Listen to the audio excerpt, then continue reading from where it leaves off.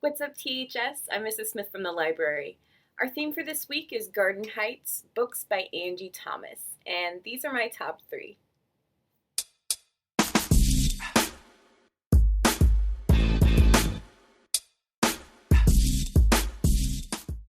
Garden Heights is the neighborhood that connects all three of the novels written by Angie Thomas, who I wanted to shout out this week because some of you little bookworms whom I love very much had the opportunity to hear her speak in person a few years ago at Manhattan.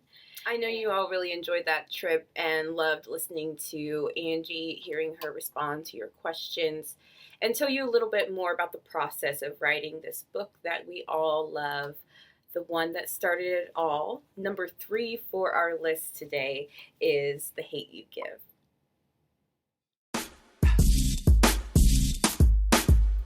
So many of us can relate to Star Carter. She's a girl who loves hip hop, sneakers, her boyfriend. Her parents have high expectations of her, of course, but they've also created like this safe place for her to grow under their guidance and for her to experience unconditional love. Her little brother might be a little bit annoying, her older brother too. But family is high on her list of values, and she's the type of girl that can get along with anybody, whether it's the wealthier white kids at the private school she attends or the folks on the block in Garden Heights. After a party, Star witnesses the murder of one of her friends during a traffic stop, and Star's eyes are opened to the injustices of the world in a way that changes her and changes the reader as well. This is a powerful book. I know many of you have read it or seen the movie. Some of you have read it more than once.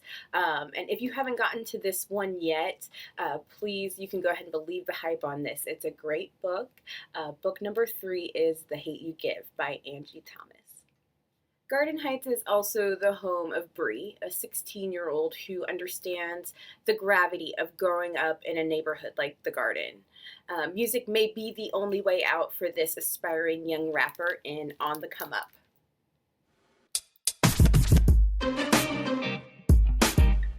The Hate You Give introduced us to the Garden Disciples and the King Lords. And once again, they are moving pieces around the chessboard in this Angie Thomas novel. And they're part of the reason why Bree's dad, an underground rap legend, was murdered in front of their home when Bree was just a young girl.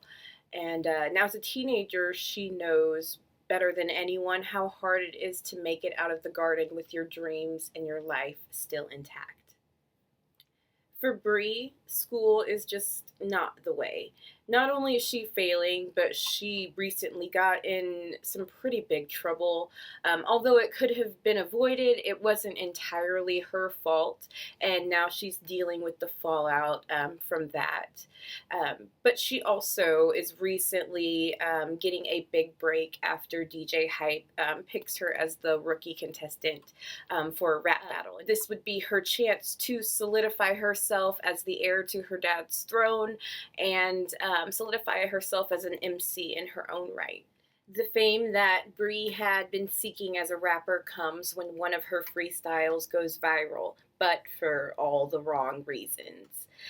Bree finds herself being misunderstood and misconstrued by people who stereotype her and judge her as like a quote angry black woman.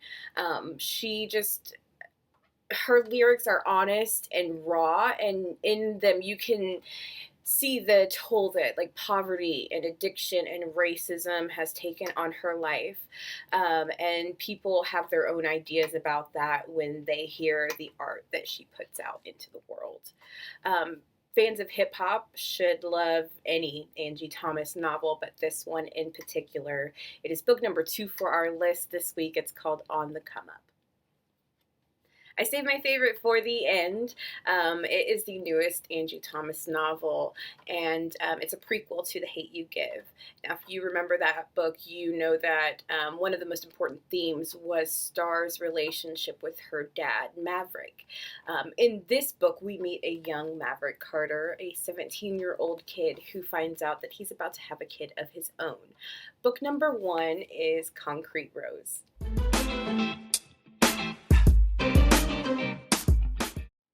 Maverick Carter's a family man. He always has been, and in this book we learn that he was a family man even at 17.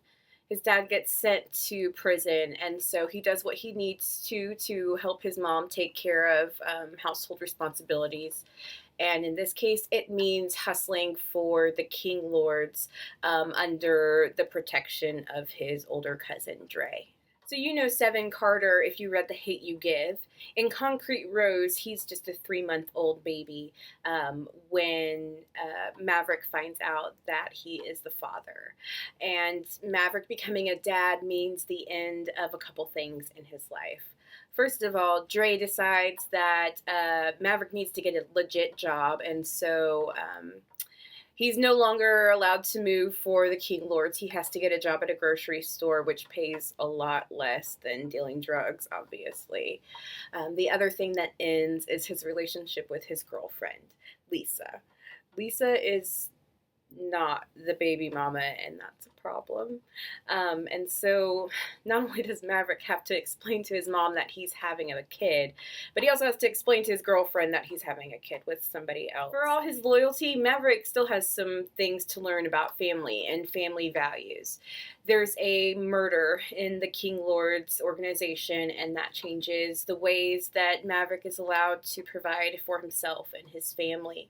And so in this book, we read how the older Maverick Carter, who teaches Star Carter such integrity in The Hate U Give, first learns integrity for himself in book number 1, Concrete Rose.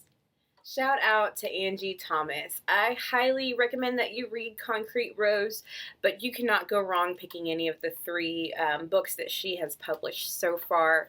And of course, we're looking forward to hearing more from her in the future. You should hit her up on Twitter, follow her, see what she's up to, let her know that we love her books here at THS. And if you'd like to read them, make sure that you hit me up. And of course, if you want to read something else, send me an email and we'll get that taken care of too.